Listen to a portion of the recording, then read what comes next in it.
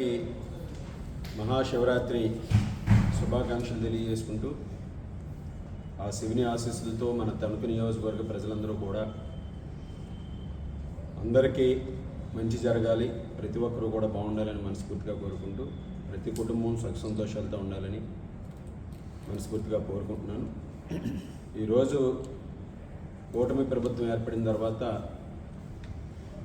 3 సార్లు బడ్జెట్ ప్రవేశపెడితే రెండవసారి పూర్తి స్థాయిలో నిన్న 14వ తేదీన ఆంధ్రప్రదేశ్ శాసనసభ వేదికగా మన ఆర్థిక శాఖ మంత్రి శ్రీ పయ్యావుల కేశవ్ గారు బడ్జెట్ని ప్రవేశపెట్టడం జరిగింది. ఈ బడ్జెట్కి సంబంధించి మొత్తంగా 3,32,205 కోట్లతో ఈ బడ్జెట్ని ప్రవేశపెట్టడం జరిగింది. ఈరోజు ఈ బడ్జెట్ మన రాష్ట్రంలో జరుగుతున్నటువంటి అభివృద్ధి, సంక్షేమం, సుపరిపాలనకి నిదర్శనంగా నిలుస్తుందనడంలో ఎటువంటి సందేహం లేదు. బడ్జెట్ రాష్ట్ర ప్రజల ఆకాంక్షలకు అనుగుణంగా ఈ రాష్ట్రానికి ఒక దశ నిర్దేశించే విధంగా ఈ బడ్జెట్ ఉందనేది ఈరోజు వాస్తవం. ఎందుకంటే గత ప్రభుత్వంలో మనందరం కూడా చూసాం,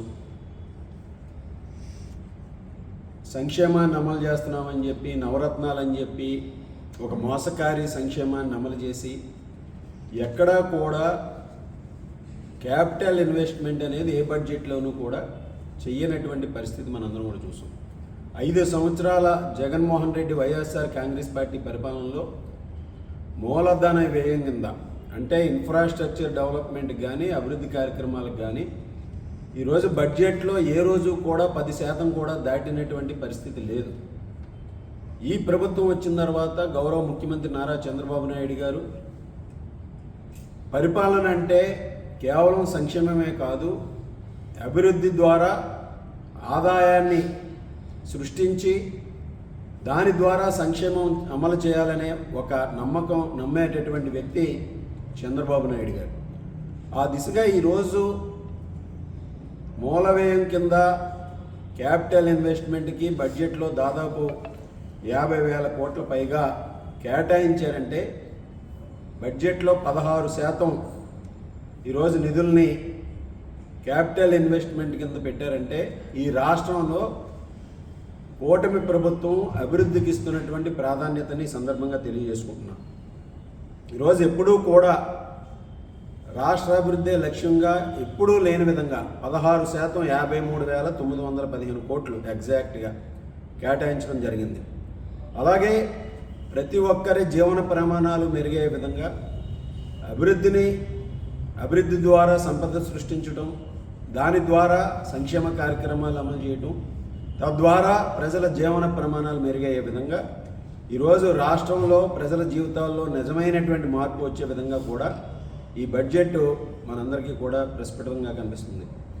ముఖ్యంగా అన్ని వర్గాల ప్రజల ఆకాంక్షలకు అనుగుణంగా, బడుగు బలహీన వర్గాల ప్రజల ఆకాంక్షలకు అనుగుణంగా, రైతుల ఆకాంక్షలకు అనుగుణంగా, అలాగే పారిశ్రామిక రంగాల ఆకాంక్షలకు అనుగుణంగా, సో ఈ విధంగా ప్రతి రంగానికి కూడా ముఖ్యంగా విద్య, వైద్యం, టూరిజం, సాగునీటి రంగాలు, పంచాయతీరాజ్, మహిళా సంక్షేమ రంగాలు, ఇవన్నీ కూడా నిధులు కేటాయించి వాటిని ఏ విధంగా ఖర్చు పెడతాం అనేది బడ్జెట్లో ప్రస్ఫుటంగా తెలియజేయడం జరిగింది.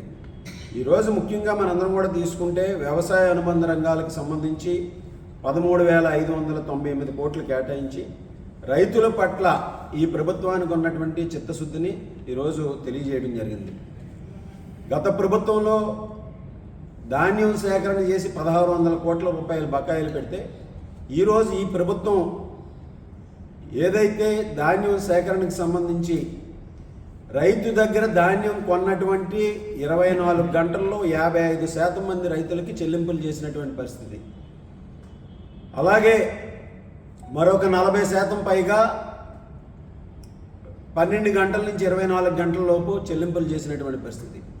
ఈ విధంగా ఈరోజు 3 సీజన్లు జరిగితే 3 సీజన్లకు సంబంధించి రైతులకి 12 గంటల నుంచి 24 గంటల్లో డబ్బులు చెల్లించినటువంటి ప్రభుత్వం ఈరోజు కూటమి ప్రభుత్వం ఈ సందర్భంగా తెలియజేస్తున్నాను. అదేవిధంగా వ్యవసాయ రంగానికి పెద్దపీట వేసి ఈరోజు గత ప్రభుత్వంలో జగన్మోహన్ రెడ్డి పెద్ద పెద్ద కవులు చెప్పాడు. రైతు భరోసా అమలు చేస్తానని చెప్పాడు. 13,500 రూపాయలు ఇస్తానని చెప్పి కేంద్రం ఇచ్చేదే ఇచ్చి ఈయన ఇస్తానన్నది ఎగ్గొట్టినటువంటి పరిస్థితి. అదేవిధంగా వ్యవసాయ రంగాన్ని పూర్తిగా భ్రష్టు పట్టించినటువంటి పరిస్థితి. సాగునీటి రంగాన్ని నిర్వీర్యం చేసి పోలవరాన్ని పక్కన పడేసినటువంటి పరిస్థితి. అదేవిధంగా నియోజకవర్గాల్లో ఉన్నటువంటి కాలువలు కానీ డ్రైనేజీలు కానీ ఎక్కడా కూడా పూడుగుతేతలు కానీ తూడుతేతలు కానీ మందులు కొట్టడం కానీ ఇటువంటివన్నీ కూడా ఏది చేసినటువంటి పరిస్థితి లేదు. వ్యవసాయ యాంత్రీకరణ అనేది లేకుండా రైతులు ఎక్కడికి కూడా సబ్సిడీ మీద ఎటువంటి పనిముట్లు అందజేసినటువంటి పరిస్థితి లేదు. ఈ విధంగా వ్యవసాయ రంగాన్ని కుదేలు చేసినటువంటి పరిస్థితి. అదేవిధంగా ధరల స్థిరీకరణకి దాదాపు 6,000 కోట్ల రూపాయలు నేను కేటాయించానని చెప్పినటువంటి వ్యక్తి 5 సంవత్సరాల్లో కేవలం 880 కోట్ల రూపాయలు మాత్రమే ఖర్చు చేసినటువంటి వాస్తవాన్ని మనందరం కూడా గ్రహించాలని సందర్భంగా తెలియజేస్తున్నాం. ఈరోజు ఈ ప్రభుత్వం